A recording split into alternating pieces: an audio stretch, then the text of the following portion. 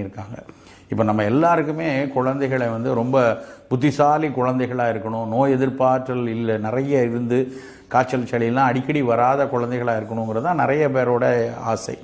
அந்த அடிப்படையில் எல்லாருமே என்ன நினைப்பாங்க, ஒரு மருத்துவரை பார்த்தாலும் சரி, இல்லை வீட்டில் பெரியவங்க சொல்லும்போதும் சரி, குழந்தைக்கு நல்ல புத்திசாலியாக புத்தி கூர்மையாக வர மாதிரி உணவை கொடுப்பா, அதுக்கு லேசில் சளி பிடிக்காத, எப்பவும் அடிக்கடி நோய்வாய்ப்பற்றாமல் நோய் எதிர்ப்பாற்றலை கூட்டக்கூடிய உணவுகளை கொடுங்க அப்படிங்கிற அறிவுரை தான் நிறைய வரும்.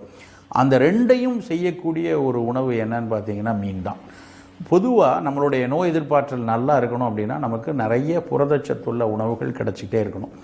புரதம் தான் நம்மளுடைய பாடியுடைய மசிலையும் நம்மளுடைய தசை பகுதிகளை வலுப்படுத்துகிறதும் அதுதான். நம்ம உடம்புல ஒரு தொற்று கிருமி உள்ளே வருது, இல்லை ஒவ்வாமை கொடுக்கக்கூடிய ஒரு ரசாயன கூறுகள் உள்ளே வருதுன்னா அதை விலக்கக்கூடிய ஆற்றல், அதை முழுமையாக எதிர்த்து நம்ம உடலை மீட்டெடுக்கக்கூடிய தன்மை